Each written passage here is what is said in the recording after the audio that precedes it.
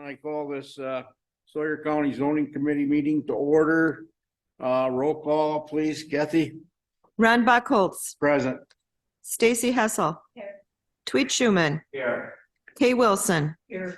Michael Maestri, Here. John Righeimer. Here. Thank you. We have everybody. Okay. All right. Pledge of Allegiance. I pledge allegiance to the flag of the United States of America and to the republic for which it stands, one nation, under God, indivisible, with liberty and justice for all.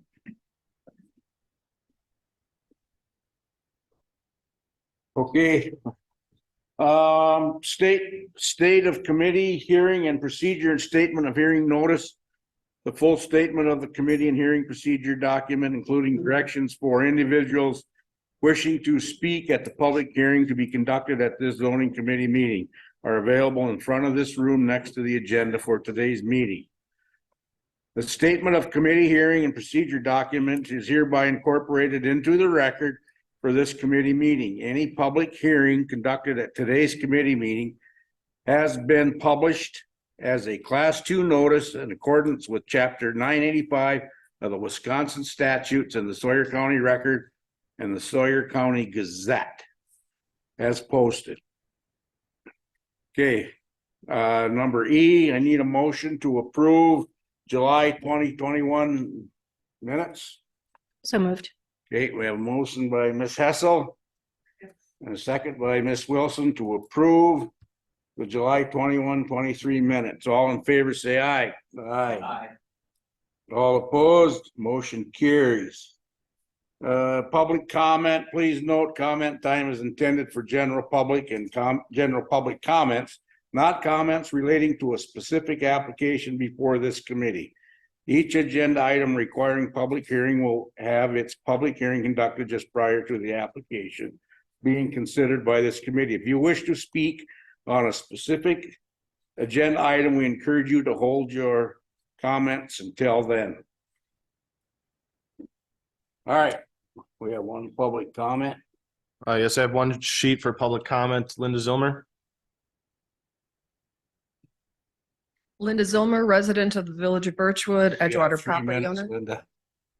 And I want to speak to the information you received at the county board meeting regarding due process, because I have always hesitated to use that word, but it really does come down to that. And Corporation Counsel referenced a Supreme Court case, and the item it focused on and she focused on was about an unbiased decision maker, which is not anything that I have raised. The process that starts with an application being filed to the time it's heard here, there are a lot of missteps, some minor, some major.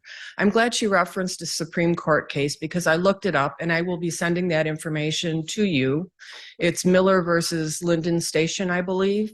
And the matter that came before the Supreme Court was just that of the independent or unbiased decision maker. That case has a lot of other problems to it that never got resolved in court, some of which Sawyer County is doing, and that I'm raising as a significant issue to challenge to due process. So hopefully you can take that up at a future committee meeting. And if you listen to the Supreme Court hearing, the attorney suggested that there is a legislative fix under statute 1959 that should be addressed as far as ethics. And so with having a senator's representative here on this committee, I guess please pay attention, special note to that hearing and the request to update statutes 1959. Thank you. Okay, thank you. Great. Just ask if there's anyone else wants to make public comment. Anyone else want to do a public comment at this time? Okay, we have no hands up on this. No, and seeing none online here. Our first case this morning here is a rezone application. This is rezone number 23-005, owner Hathaway Lodge LLC, owner Steve Frenshu. Property description is part of Government Lot 4, Section 20, Township 38 North, Range 9 West. tax ID 9231. It is 18.9 total acres, zone forestry 1. Purpose of the request is to rezone 4.7 acres and then subdivide it into 3 lots of lakeshore parcels with 569 feet of shoreline on Little Sisebagma. The 3 lots would be approximately 287 feet, 136 feet, and 146 feet. This 4.7 acres is requested to be rezoned from forestry 1 to residential recreational 1. The remainder is to stay as F1 as per the applicant due to health issues. They have requested that we postpone the public hearing and their application until the December public hearing. I had called and talked with legal counsel on this as well. The applicant has paid for additional publication fees. And at that point, I would also recommend that we would make a motion to postpone this application until the December public hearing process. Okay. All right, Ms. Hessel. I'll make that motion to postpone. I'll second that. Thank you, Kay. Okay. So we are postponing the top and the bottom, though, right? Yeah, you would postpone the public hearing as well as the discussion. We can do that all in this Yes. motion, all right? In Okay.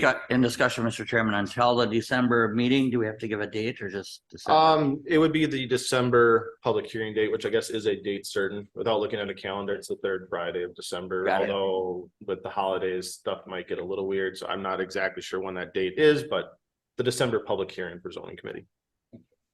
Okay, we have a motion by Ms. Hessel, a second by Ms. Wilson to postpone the rezone number 23-005 until the December zoning committee meeting.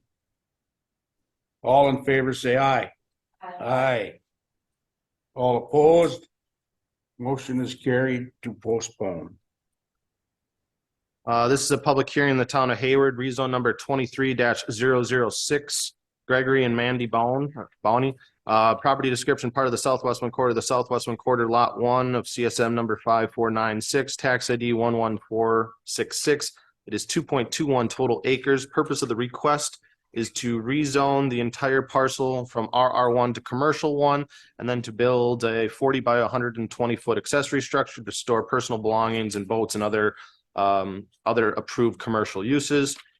In the future, other commercial buildings may be added. As part of my staff report,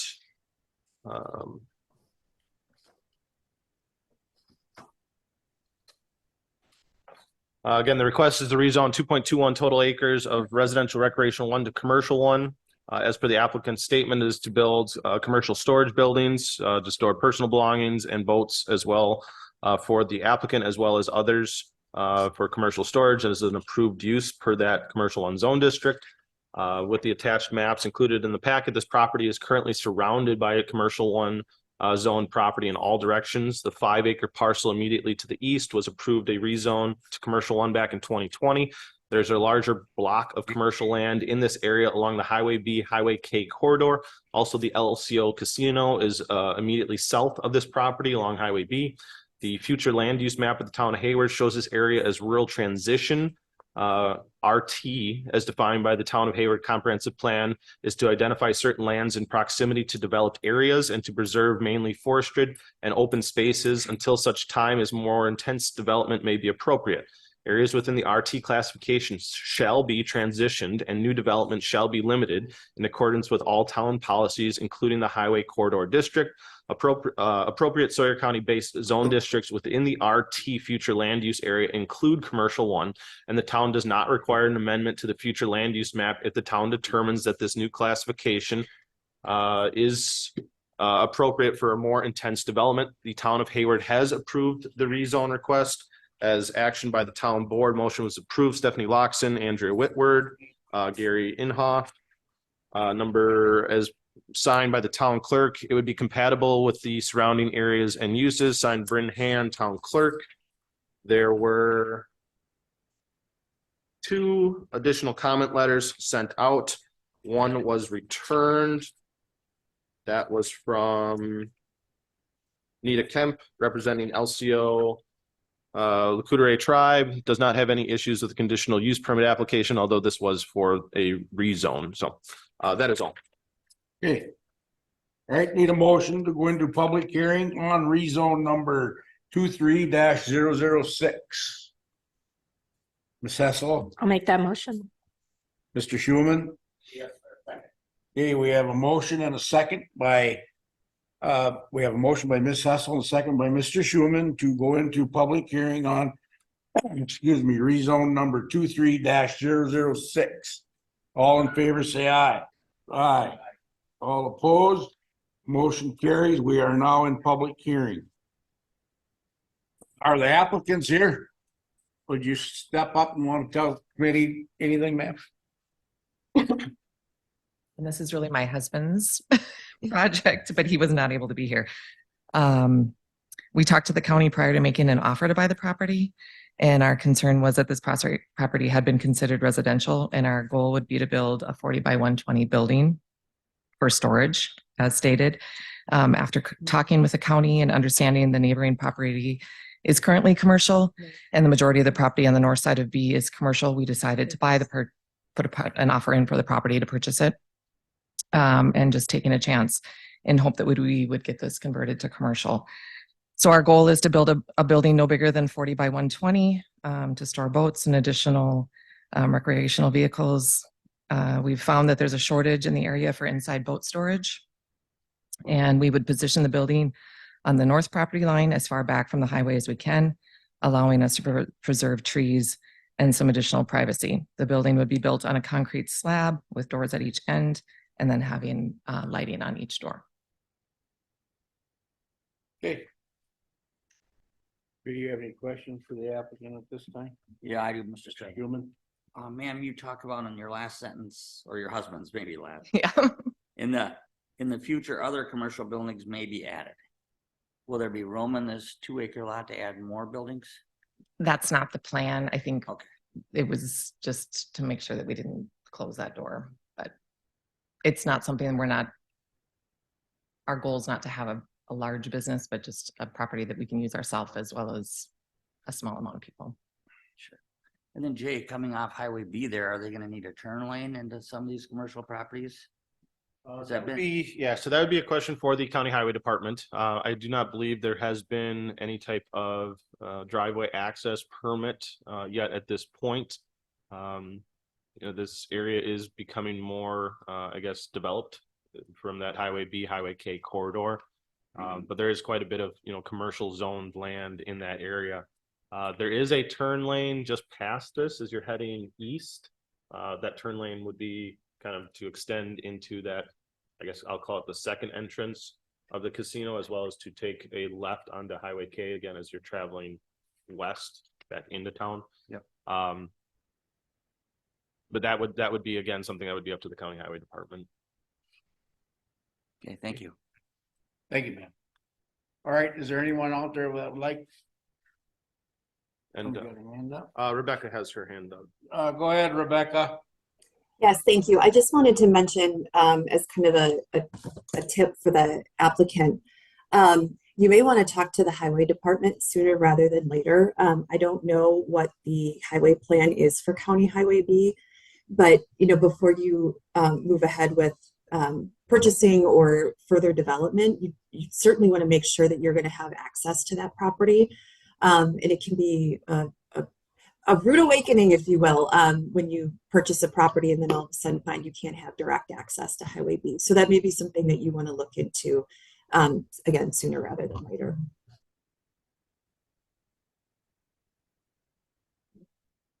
Well, go now if you ask me to approve it.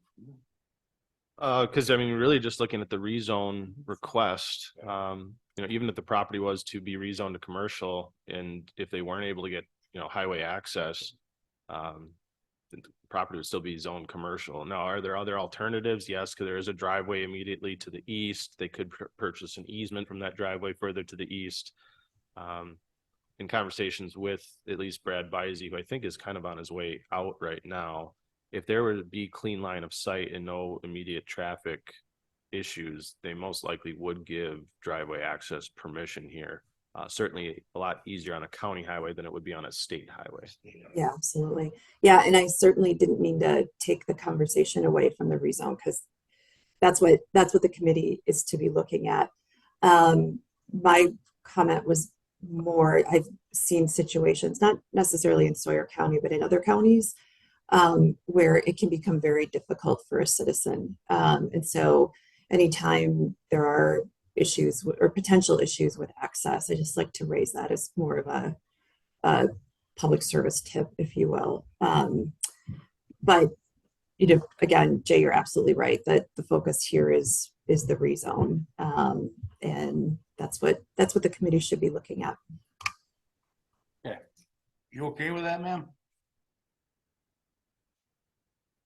Go ahead, Bill. 3 minutes. You told me I could talk as long as I wanted to. Phil No, Neese. I didn't. I told you you couldn't talk at all. Oh, that's true. Phil Neese, Vice Chair of the Town of Hayward's Planning Commission. And we looked at this. There was an existing, and we did check into, there was an existing actual driveway for that piece of property a number of years ago. The line of sight is good there. And when you're looking at a storage facility, you're not talking about masses of people coming in and out all day long. So I really don't think that's going to be an issue, but we as the planning commission did look at it, didn't see any problem with it. And we did ask them to try to leave as much of, you should go back into the property a little bit. There's just a line of shrubbery there and their building is going to be behind that. So anyway, I would, the planning commission and the town recommends that you rezone it. So thank you. Thanks, Bill. Okay, is there anyone else out there that'd like to speak in favor of this rezone? Anyone out there want to speak in opposition to this rezone?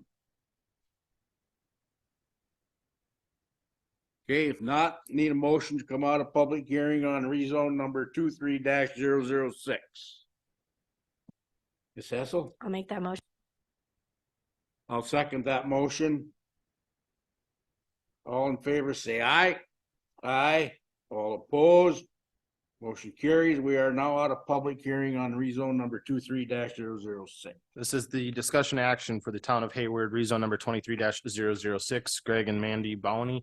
The legal description is previously read into record. The request is to rezone 2.21 acres of residential recreational 1 to commercial 1 to build commercial storage building. Okay. Committee, I'll make a motion to approve rezone 23-006. okay. We have a motion. I'll second that. Any more discussion? In discussion, we should include the findings of fact. Yeah, the findings of facts. Stacy. Findings and facts 1 through 9. Thank you.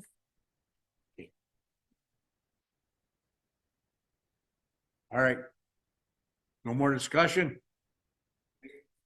Mr. Chairman, was there anything from the zoning committee as far as a staff report, Jay, condition you needed on this? For a rezone, no, No. we would not condition a I'm rezone. sorry. Okay. Okay, Kathy, we need roll call, please. Stacy Hessel, Yes. Kay Wilson, Yes. Tweed Schuman, Yes. Ron Buckholz. Yes. Michael Maestri, Yes. all in favor. Okay. Great. Thank you. All right, moving on. This is a public hearing, the town of Sand Lake, conditional use permit number 23-020. Owner Eric and Gina Kubnik, Village of Sand Lake, original plats, lots 10 through 12, parcels 026-188-16-1000. It is 0.455 total acres, zoned residential recreational 2. Permit is desired for a broadband equipment shelter for Mosaic Technologies in the Stone Lake, Sand Lake area per section 17.3 parent B parent 2. As part of my staff report, again, this request is for a utility shelter, which would house broadband equipment and other appurtenant equipment for services provided by Mosaic Technologies. In conversation with the agent of this case, there'd be minimal site disturbance, and the area was identified as the best location to place a small equipment house structure that is necessary to provide broadband internet for that area. The town of Sand Lake has tabled their decision and that the agent of the case was unable to attend that meeting as to ascertain, and the town had issues as to what the potential size of the building would be needed. As part of the possible conditions as listed in my staff report, I have listed that the building not to exceed 256 square feet and meet all other setback provisions. I do believe in conversations with the applicant as well as the town of Sand Lake, this is queued up to be on their September board meeting, as well as one of the conditions at that point with that it would also be granted town approval.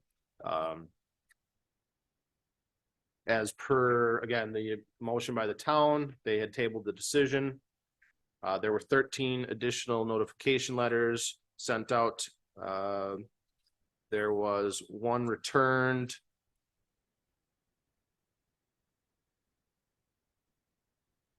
This is from St. Philip's Catholic Church and the diocese of that property. They have no objections to the application and will not be attending the public hearing. That is all. All right.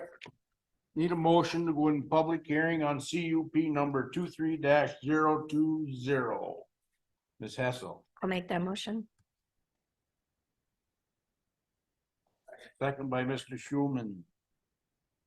All in favor to go on public hearing on 23-020, say aye. Aye. All opposed, we are now in public hearing. Is the applicant here?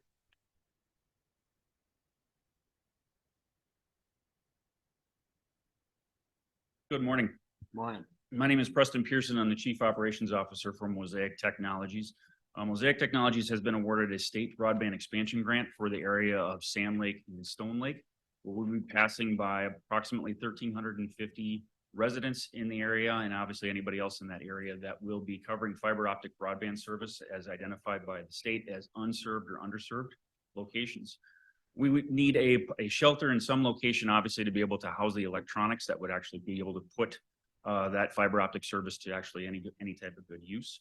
And we have come to an agreement with the Cubenics to be able to purchase a third of that parcel that is identified in the packet as well there too, to be able to put in a 9x18 equipment shelter in. I believe in the application as well too, there's some pictures of of exactly what it will look like. That is an example of the shelter that is actually put in Makana, which is part of the Red Cedar project. It was another broadband expansion grant that we did a couple of years ago. So in Makana in Barron County, that is the exact building. And we just want to try to standardize everything across the board in terms of what these buildings look like. So again, it's a 9x18 shelter sided on the outside of it. If we have obviously room in the location for it, we'll put some landscaping rock around it and so forth. Inside is a very minimal amount of electronics, fiber optic termination panels, a rectifier, batteries for backup in case power does go out is included in there. There are no generators on site, so I mean there would not be a noise issue or noise concern of any sort. It's actually very quiet around that building as well there too. So I appreciate your consideration on this. If you have any questions about it as well too, I would appreciate it. Yeah, I mean that's what it looks like inside. It's not a whole lot of stuff. It's not actually too complicated to be able to provide broadband service, but that's what the building would look like on the actual property. You have any questions for the applicant, anybody? Okay, thank you, sir. All right, is there anybody out there that wants to speak in favor of this CUP? I do see a hand raised from Jeannie Clark. Jeannie, did you have a comment in favor of this application? I'm sorry, I have some questions and a possible comment not in favor, so I apologize. I'll wait. Okay. Linda, 3 minutes. Linda Zilmer, resident of the Village of Birchwood and Edgewater property owner, and I will hope that you will honor the town's need to hear this at the town level before you make a decision. In the Village of Birchwood, Mosaic also has a building similar to this. No complaints with that, and I'm not necessarily speaking in favor of this. I'm asking you let the town go through this for possible conditions. I noticed that there was a mention of the rock landscaping and rock around it, but it also includes most of these has a fence, and I think there is a picture of a fence in the background. But please let the town come forward with some conditions or recommendations before you make a decision. Thank you. Okay, thank you. Anyone else out there want to speak in favor of the CUP? Okay. Anyone out there wants to speak in opposition of the CUP? Who was that woman you had up? Jeannie Clark. I think she wanted to speak. Yeah, if you have additional comments you'd like to make at this point, go ahead. I actually have some questions. Should I list all the questions or ask them and have them answered one at a time? You only got 3 minutes, old man. Okay. I will say, first of all, if they want to add new structures, will they have to request new zoning? I want to know, my property is directly across the street from this property. And so I want to know what lighting there will be and if that lighting will be on all the time. I want to know, the representative said that their sounds are minimal, but I want to know if there will be a hum, because we live in a very, very quiet, I mean, often it's completely silent where we are. I also want to know how many trees will be removed. That property has a bear and deer trail, and over 5 to 7 years of observing that property, we noticed that it is a buffer for bear and deer. So when bear come into human contact, they often retreat to that area. This acts as a protective barrier for that end of town, so that it reduces the potential for negative, bad human bear interactions. So the other thing is that we want to know where the driveway is going to be. If the driveway is going to go from 2nd Street directly to the building, that would create an eyesore for us living directly across the street from it. So we would prefer that the driveway go either, if it's going to go from 2nd Street, which we assume it is, that the driveway goes straight parallel to the east lot line, and then the building be built west of that, so that the building will be completely hidden by trees. And if the majority of the trees in that area are going to be left, just enough trees for the driveway and the building and gravel area itself, then I do not have objections. If more trees than that are going to be cut down, I have strenuous objections. If the building is going to be hidden from 2nd Street, from the building to the west and to the north, I don't have objections. As long as the building is well hidden in the trees, I don't have objections. Okay, thank you. All right, ma'am, we're gonna let you talk and then we'll let the applicant respond. Go ahead, ma'am, come on up. State your name and address for the record. Holly Shuck, I'm a homeowner directly across from the proposed conditional use permit. 16769 2nd Street South is my address. Basically, the questions that I have are regarding the two possible reasons for not approving it. One would be view and one would be game. So I've observed, I've been in the town of Stone Lake since 2007, have observed bear, quail, deer, fox, sandhill cranes, turkey using that corridor. So it is a game trail and it goes along the farmer's field in the back there per the map. So one of my questions is, again, how many trees? The view, will it be hidden from sight? It is zoned residential. If there wasn't a huge disturbance to the area, a 256-foot building wouldn't be a big deal, as long as there's not fences, cement, and, tearing up the oak forest. On each corner of this property, there are 100-year-old oak trees. And in the middle, there aren't not as many. So if it was hidden from view and the majority of the old oak could be spared, I think that would be, then it would become acceptable. I have a couple letters from concerned citizens whose property is adjacent, if I could submit those. And I think I've covered, other than the truck traffic, people are concerned about how often the building would be used, how often the driveway, and mainly, would they have to request new zoning if they put in any other buildings? So I think that's it. And can I approach and deliver one of these letters from another neighbor? Certainly. Yeah, All right. And maybe, I don't know if Preston can answer any of those well, questions. he'll get a chance to respond.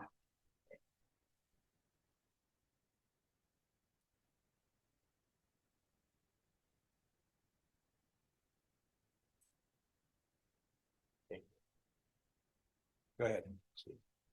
Jay, this is already zoned residential, correct? Yeah, it is zoned residential recreational 2. So a house could be built there. As of right now, this lot could be completely cleaned of all trees and probably close to 4,000 square foot footprint of a house could be placed on that lot without any additional committees of jurisdiction approval over the counter land use permit. That was my question. Thank you. Okay, I had a question. go ahead. The gentleman mentioned that they were buying a portion of this land Mhm. from these people. So if they're going to own the property, would they then need to apply for the CUP? As of, instead of these people? yeah, I guess I'd probably want to re-ask that to Preston, whether they're actually purchasing land or if they're leasing land. Because there are multiple lots as part of the original plat, and they could purchase an individual lot. At that point, you would want to have language as part of the conditions that it would also, it would go with the land, not necessarily the owner, because if Mosaic was bought out by another company, they would still probably want to have a utility shelter there. So you would want the conditional use permit to run with the land in this case and not with the owner. All right, is there anyone else? Oh, go ahead, sir. You can respond to all these questions. So there was a lot of questions there. When it comes to, I think there was a question about lighting. I think one of the pictures of the front door shows it as well too. There's a motion light that's there as well. So there's not light that's on at all times, but if something does walk in front or if one of my technicians does come to that front door, the motion light will go off, and that's the only lighting that's actually on the building at this time. What were some of the other questions? I apologize. Quite a few. Sound. No, so there's no generator on the outside. There's when I'm inside those buildings, I can hear a little bit of electrical hum that comes from the rectifiers that are inside there. Most electronics equipment don't use normal plugins. It's actually 12 volt DC rather than 120 volt AC. So the rectifiers are on the inside of the building itself. There is a picture of some of those in one of those pictures as well there too. So I can hear a little bit of electrical hum on the inside. I've not heard anything on the outside. So it's very minimal on the inside as far as what the electrical signaling and what that sound actually is. I've not heard anything standing around the outside of the building. Some of the other questions here were tree removal and driveway location. Tree removal.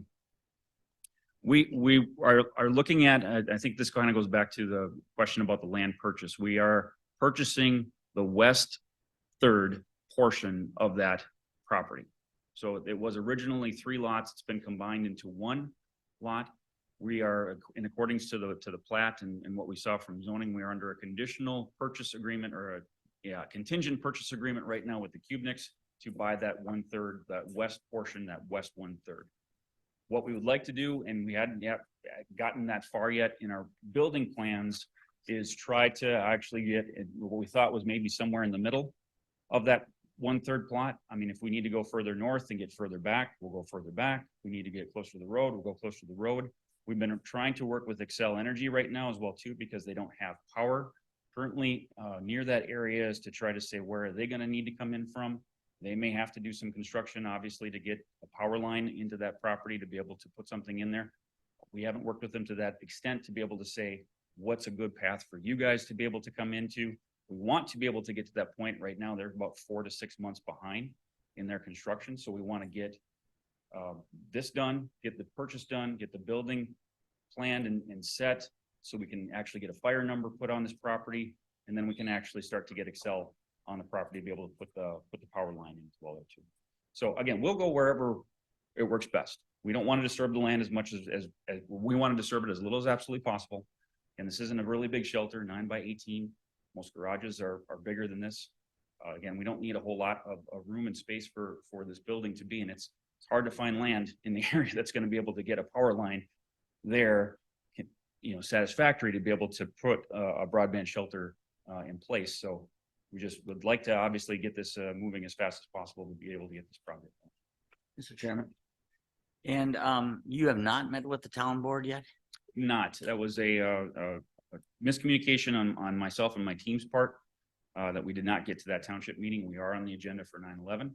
So we'll be at that meeting to get a discussion there too. I think they had some questions as well too about building size, according to Ms. Nyberg, the county clerk. Sure. And is this real time sensitive for your company? That it be started now, or is? Well, we were awarded the grant last fall. We would like to, it's been most of the spring trying to find a piece of property. We got into a couple of other purchase agreements earlier this year, but they were way tucked back in the woods. And then coming to find out from the power companies, they couldn't get a power line to us. So we had to walk away from some of those projects. So it's unfortunate that's been taking as long as it has. My construction crews are currently in the area building the fiber lines right now. And we have it at least preliminarily designed to have all the trunk fibers come back to this location.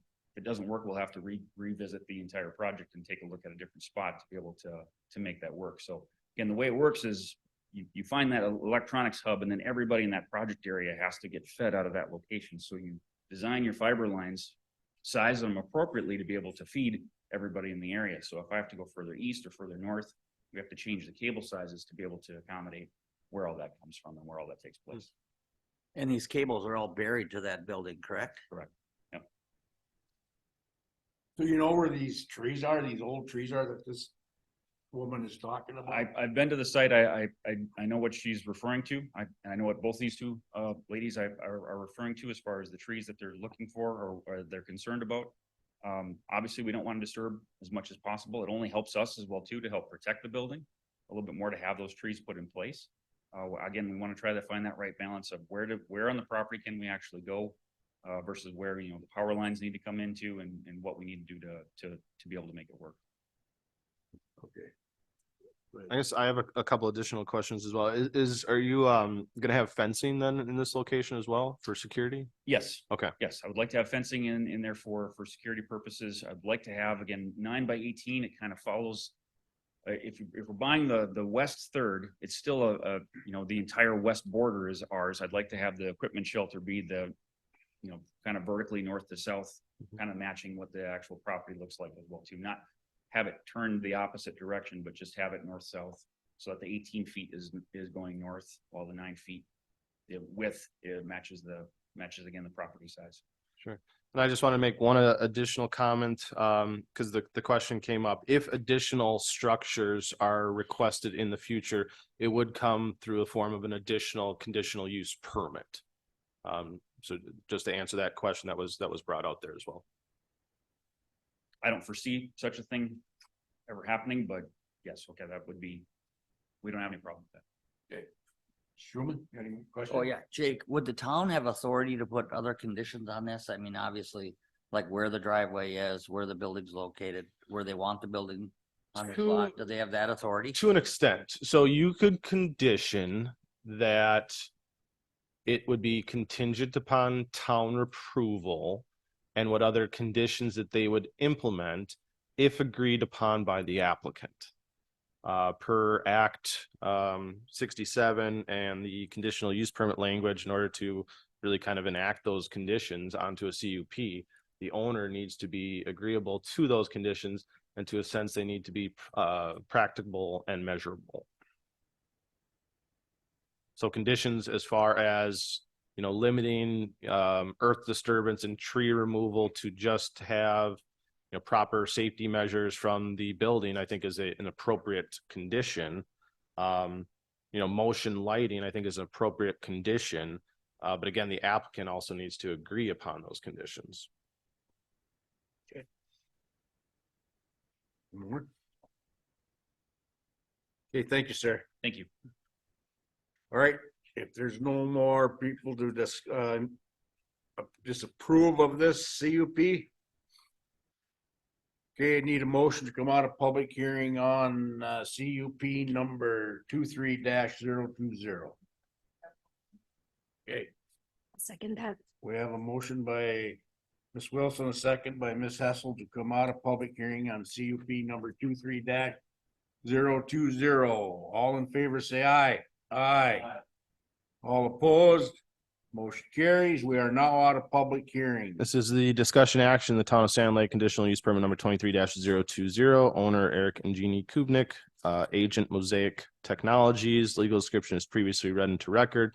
Permit is desired for a broadband equipment shelter per section 17.3 parent B parent 2.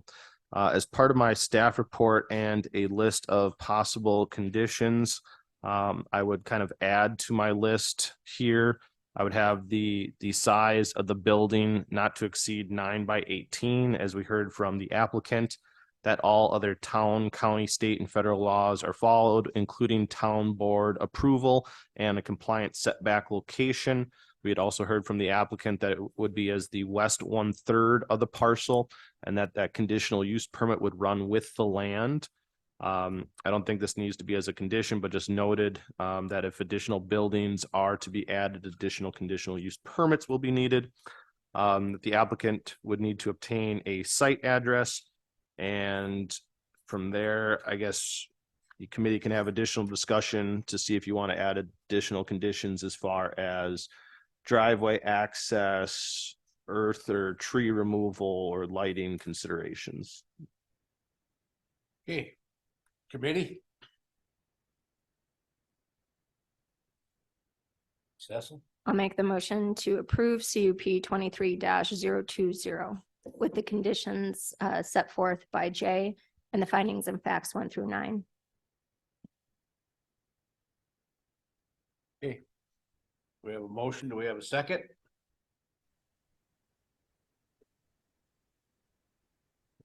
I'll second that motion. In discussion, Chairman, are we gonna make this contingent on the town approval? Is that in the motion? I didn't hear that. That was in the motion. That's in the motion, yes. What about the conditions that are imposed by the town and that the applicant has to be agreeable? You could had just talked about amend, that language. yep, so you could amend the motion that it would include town conditions that would be implemented and agreed upon by the applicant agent. But And then I'd like to amend the motion to include that language. So move. Okay. I The think I have to motion amend maker it. would have to make the amendment, otherwise you okay. vote on the motion that's currently on the floor, and if that fails, then you can make a new motion. You sure, Jay? No, Rebecca? I'm not sure on that. I think I I thought- think we can amend the motion before. it's voted on. Excuse me, but I thought Stacy had all that in her motion. You- What you bring with Jay. You had discussed that statute, and so that follows through that statute. Is it 67? Correct me if I'm wrong. Act 67. So you had mentioned that in your conditions, and so that's where it would have to be approved by the township. He would have to agree on those based on what you read into your conditions. Yeah, I guess I didn't necessarily put that it would have the town conditions. Because I don't know what the town may have as conditions. They probably would Rebecca? follow your suit. Want to help us? Yeah, I think the committee should definitely distinguish, and the maker of the motion can distinguish us in the motion, and then it can be, if it is an amendment to the motion, it can be seconded and adopted. as part of the motion. But I think the key point is that whether the committee wants to make its condition that the town must approve, but then the second part of that is whether the committee will accept all town conditions. And I think that's what Jay is getting at. So if the town were to place other conditions on its approval, is the committee's approval automatically going to accept those conditions, or would you want to see it again? Okay. Yeah, Mr. Chairman, that's exactly my amended motion, that we include the conditions imposed by the town board and that the applicant's agreeable to all those conditions of town.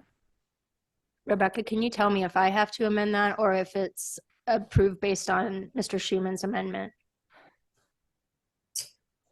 I would have a recognition that that is included in your motion, just as you. Is that your intent to include what Mr. Schumann just said in his motion?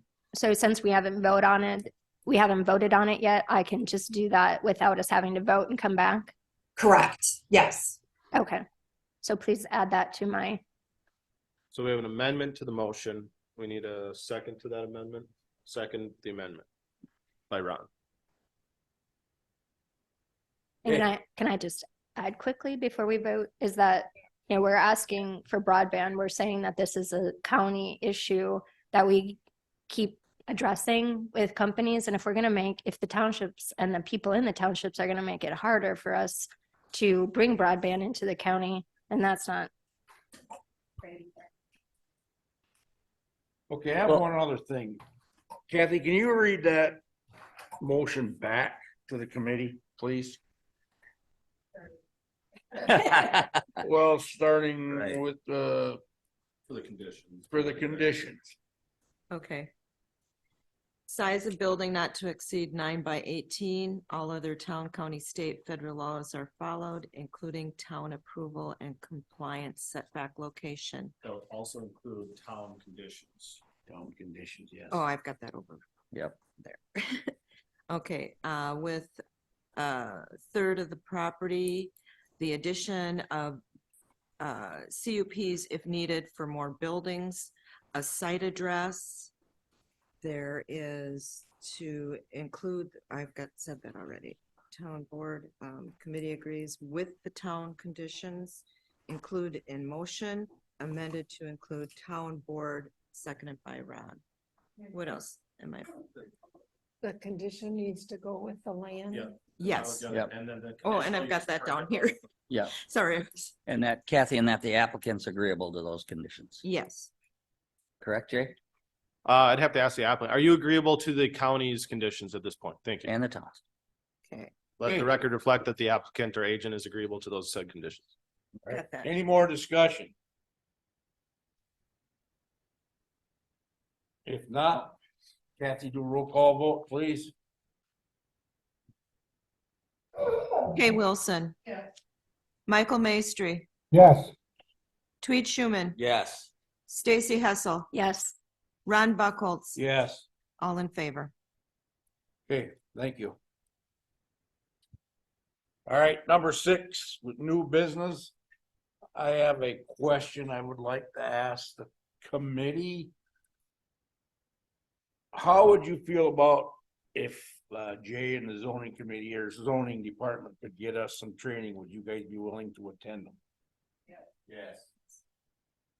So that's pretty good. And I agree. I mean, any training that we can get is helpful. So, Jay, you've been working on something. I know you're busy, so. Yeah, and we've Whenever had you get some, free time. right. So we've had that discussion with county administrator as far as potentially bringing in Lynn Markham from the Center of Land Use Education to provide additional training at this point to the Board of Appeals. And we can see if we can kind of team that up with a kind of zoning committee training seminar as well. There are quite a few webinars that are out there that have already been hosted by her. I can certainly resend those links. They're usually about an hour long. They run through, a Zoom that was previously recorded. There's quite a bit of really good information in there.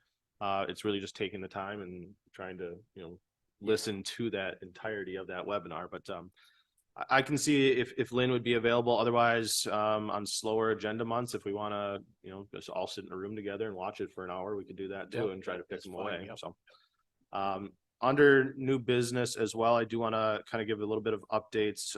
We will be picking back up kind of our ordinance amendment process that had failed earlier this year. That has kind of been a little bit of a thorn in the side in trying to get it where I would hope that it would be clean and concise and understandable, with obviously approval of this committee to move it forward, but also then to still get back in touch with those town board members to see ultimately what they want. Because again, there is some inconsistencies across the ordinance and there's corrections that need to be made. It's just which way do we want to focus those corrections to read? I may have different opinions than you. I may have different opinions than town members. I may have different opinions of the public. So, I mean, it is kind of coming from me as the draft version, but if you want to give direction as to what you want to see as county elected officials, I'm all ears. That's what I'm here to do. I'm here to facilitate your requests. So, so keep that in mind. We'll try to get that back on whether it's September, October, and really start ramping it back up here. There was one other new business item I did want to address. As part of a request that I received last week for a larger, I guess it's like a foster kid youth camp. So it's almost like a mix between a campground and multiple dwelling units on island development. These people are pretty adamant in wanting to move forward with some type of avenue, whether it's through a variance procedure or whether it's as an administrative appeal. But right now, what I've basically told them, going back into our shoreline zoning ordinance under island development, that the number of single family lots, building sites, single family units, utilizing an island shall be limited to 2 for the mainland access point. Right now, they have an island that has about 15 acres associated to it, but they only have 1 mainland access site. They're proposing to have 22 dwelling units on the island. So I want to let you know that my determination will be the black and white of the ordinance, and that a mainland access point is only limited to 2 dwelling units. They're most likely either going to appeal that determination or proceed with a variance to allow for more. Where is it? Callahan. You probably know where then too, at the very end of, what is that, South Shore? No, not South Shore. What is that road that goes all the way out over the dam? Is that South Shore? Yeah. That's where their mainland access point is, and there would be the island right next to it. So just kind of keeping you up in the loop with stuff that we see for odder requests that don't really fall in line with any of the current ordinances. But at the end, it's kind of like, how did some of the other YMCA camps and boys and girls camps in Spider Lake ever get to where they were? This is for foster kids. This is, a youth camp. So I understand the mission. The mission's great. To provide a camp for kids, but it doesn't align with current zoning codes. So. What's that? I guess not. No, I mean, we would look at it specifically as a dwelling unit, and they're requesting 22 dwelling units on an island. So at that point, I would say you would need 11 mainland access points. Go ahead, Stacy. Thank you. I am just encouraging you again to invite the townships here so that we can have a discussion on that ordinance instead of mailing, it out and having them understand it. Maybe we can do the walkthrough with them. Yeah. And that way, if they don't show, we've tried. But I think when we just mail, it seems like that's where the hiccup is. So Right. if they could come in and we can talk to them, and I think that might be the best educational source we could do for that. Yeah, it's kind of as a time frame. My anticipation would be have some type of draft version available for zoning committee review in September. Hopefully there may be some amendments to that, bring a cleaner copy back in October, then re-invite the town in November, and at that same time kind of ship it out to the towns again for review November, December, within a public hearing process, December, January, with potential county ratification December, January, February, depending on what kind of other setbacks there may be, but. Jay, I had, as far as that scenario, do you want to spend all that time on a draft and then the town comes in and has a completely different viewpoint and then you have to start all over again? Yeah. Should it be the town first so you can hear what they have to say and then move forward from there? I'm just thinking of all of the time that you put into that. Yeah, it's not a bad idea. So maybe we'll do that in October, because I would like the zoning committee to be really the facilitator of this. Like, I know where some of the errors are and I know how to correct them, but there's multiple ways to correct them. So I want your help as the county elected officials to help generate which way that moves. And there may be different views and opinions on this committee. And I can have multiple, versions of that amendment too, but I think I would want to at least start on that process before bringing in the towns. You get too many cooks in the kitchen. I don't know how I would ever make a one fit all avenue there. And I'm not sure how many town chairmen you're gonna get to show up. I got one. He's already here, yeah.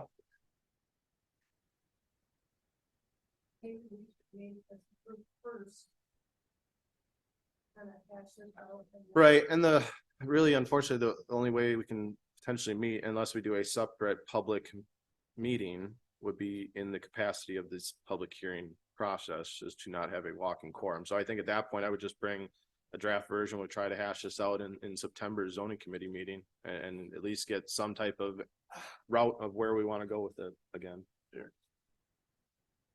There was language that was kicked back by circuit court as far as our current definition of a resort. And that the circuit court judge basically overruled my determination, and that a resort would be constituted as having more than two or more dwelling units. So I had received an administrative appeal for a definition of a resort that went to the Board of Adjustments, which they upheld that decision. That then got appealed to circuit court, and circuit court overturned that, where circuit court saw in our current version of our Sawyer County zoning ordinance that a resort would be of more than two or more dwelling units on one lot would constitute as a resort. So we have a couple now illegal resort uses occurring within the county, which we are following up with enforcement actions on because of that circuit court decision. Now, we can still go the route of changing our definition of a resort, or to codify circuit court's decision and say that a resort is two or more dwelling units. But at the same time, you probably would want to have some other avenue for them to apply for a conditional use permit to operate as a resort. And that's where the current language butts heads with the multi-dwelling development definitions. Yeah, it's exactly. Bill, 1 minute. Okay. I'm vice chair of the ad hoc committee for short-term rentals. And on our agenda, which we will address hopefully next month, is the definition of resort. And I would caution everyone to, if the group or whatever that definition is taken into account, rather than Jay spending a whole bunch of time someplace over here. The other thing, the 0 and 15, part of that cake is baked. And I'll be right up front with you. If it's more than one dwelling on a parcel, I'm positive it will not pass the towns. Then it comes down to the definition of a resort. So that's kind of, just give you that direction. And Jay knows. So if I can't have more than one dwelling unit on a property, how can I ever make a resort? Well, a resort is what? The resort is one or more. Simple as Right, that. and that's fine. And I'm fine with stating that a resort is more than one, or two or more, whatever. One or more. But at the same time, if you don't have a conditional use permit clause to operate a resort, in a sense, then you're shutting down all resorts. I think you need to define what a resort is compared to a short-term rental. Right. Because there are advantages for a resort, and there is an advantage for a short-term rental. So I think that definition has to come first before you decide how many can be on a piece of property. Go ahead. Point of order, I would ask that we move on from this since it's not on the agenda. Agree. Okay. Wanted to say one other thing. Lynn Markham has some excellent reading material on zoning as well that's online. Rebecca, you got your hand up? I can't see that thing. Yeah, I do. I understand we're going to move on, but I need to speak to the litigation that was involved with the resort ordinance. As Jay articulated, there was a circuit court case on this. Jay's administrative decision was appealed to the Board of Adjustment, and then it was upheld. Then it was taken to circuit court. And the reason that Jay's decision was quote unquote overturned at circuit court was not because of the merits of Jay's decision. It was because of a procedural issue and a dispute as to whether the responding counsel needed to file an answer. So it was not because of any sort of misinterpretation on Jay's point. We have a decision now at the circuit court that binds the county as applied in Mr. Kurzweil's appeal. So this is a whole other reason why it is so important to get this ordinance changed. But again, I just wanted to clarify what happened in that circuit court case and what the impacts are of that decision. Thank you. Okay. All right. Nothing else? No more business? We're adjourned. Thank you, everybody. Thanks, everybody.